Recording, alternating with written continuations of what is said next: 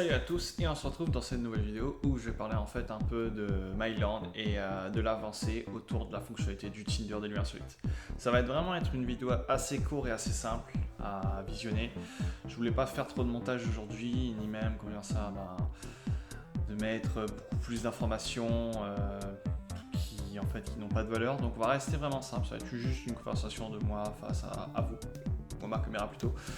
Donc voilà, ça va vraiment être très basique. Donc qu'est-ce que ça en est de Myland actuellement?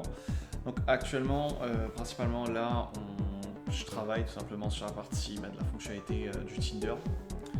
Donc on a fini la partie UI comme je l'avais dit dans la précédente vidéo. Cette partie-là est terminée.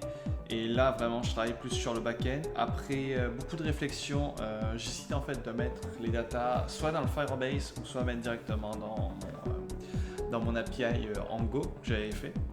Et en fait, j'ai décidé de simplement en fait, de le mettre directement en Go parce que finalement, en soi, je me dis si je le fais dans Firebase, après, je vais vouloir aussi automatiquement appliquer cette fonctionnalité-là, la mettre directement dans l'API. Donc, pour limiter le travail et tout, je préfère le mettre directement dans l'API. Et si la fonctionnalité ne plaît pas aux gens, c'est pas grave. Au moins, on aura fait quelque chose qui est assez propre et clean de ce côté-là. Et bon, dans l'ensemble, là, du côté de l'API, on va dire que j'ai partiellement fini à 90%. Là, il manque plus à faire du côté comment dire ça, de MySQL, la database, tout simplement. Il faut que je règle quelques problèmes en rapport avec les datas, voir quelle data je mets pour quand tu matches le lieu, quelles data vont être affichées et tout. Et il y a aussi un peu de documentation actuellement aussi sur, sur les lieux, tout simplement que je compte afficher, voir que s'ils sont bien réels et tout. Parce que j'avais fait un peu de recherche, j'avais aussi utilisé l'IA pour tout simplement m'aider à faire mes recherches et à structurer bien comme il faut les datas pour les mettre après dans le Firebase. Mais vu qu'ils seront plus dans le Firebase, ils seront dans la database MySQL. Donc voilà, il y a beaucoup de travail en fait, plus principalement sur les données. Donc faut pas se louper de ce côté-là. Donc je mets la priorité là-dessus.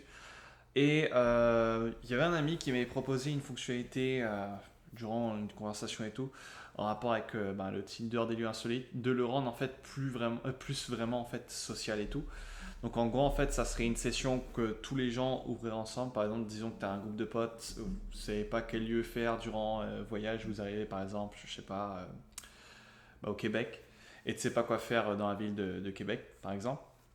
Et donc, tu aurais Myland qui te propose des lieux. Et avec tes potes, en fait, vous matchez les lieux, vous matchez pas. Et en fait, à la fin, donc il y aurait plusieurs lieux à truc. Et à la fin, il y aurait il y aurait un groupe de lieux qui serait retenu des lieux que tous les gens du groupe apprécient. Et ils seront, en fait, simplement, vous aurez juste à faire ces lieux-là en question. Et donc, cette fonctionnalité-là, qu'est-ce qu'elle permet de faire en fait? Déjà, elle améliore la fonctionnalité du Tinder de Myland. Et en fait, ça permet en fait de simplement. Comment dire ça? C'est un peu en gros un lead magnet parce que ça nécessite tes amis. Et du coup, en fait, tes amis vont télécharger l'application. Ils vont trouver ça cool. Et du coup, après, ils vont partager en fait simplement donc, du bouche à oreille. Ils vont partager simplement cette application-là à d'autres groupes de personnes, quoi. Donc voilà, franchement, c'est une unité que je trouve vraiment très intéressante, que je vais mettre en place, pas pour la version numéro 1 du Tinder des lieux insolites, mais pour la version numéro 2. Donc déjà là, on va vraiment faire un truc très très basique en termes de design là, pour la version numéro 1. Je ne vais pas m'attarder en fait, je pensais à faire beaucoup de choses côté UI, par exemple, mettre un effet comment dire ça, faire de l'animation principalement, par exemple mettre des pop-up quand tu... pas un pop-up là, mais les trucs de fête, un peu de fiesta quand tu matches sur un lieu là. Donc ça.